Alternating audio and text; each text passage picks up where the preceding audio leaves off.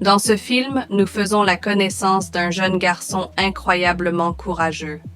Alors qu'un terrible monstre, un rhinocéros en acier, sème la panique en ville, ce petit héros décide de revêtir un masque de Spider-Man et de se tenir fermement face à la menace.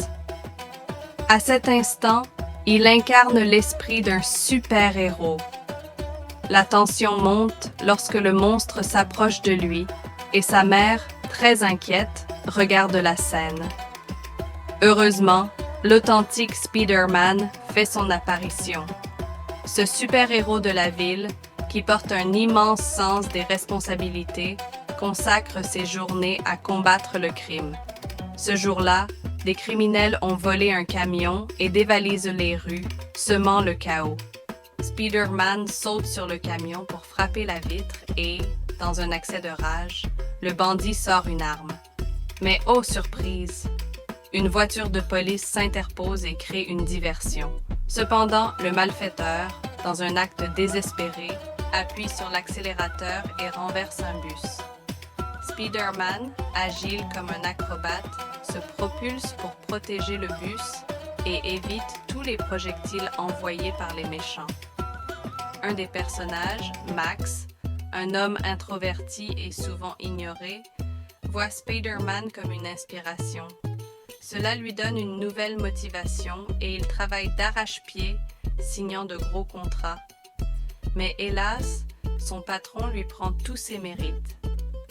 Le jour de son anniversaire, alors que tout le monde est parti, il se retrouve coincé au bureau, se fait électrocuter par un câble défectueux, puis tombe dans une piscine où il est attaqué par des anguilles électriques.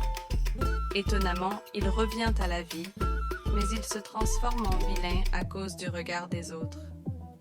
Max, maintenant plein de pouvoir, aspire à être un héros comme Spider-Man. Mais lorsque la folie s'empare de lui, il s'allie avec des forces obscures, devenant un véritable super-vilain. Spider-Man, tentant de lui venir en aide, se rend compte que leur rencontre va provoquer de terribles conséquences.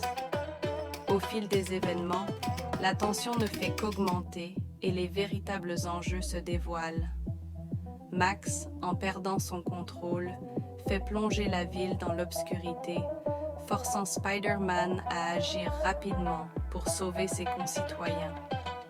Le combat final entre Spider-Man et Max est épique, mais tragique.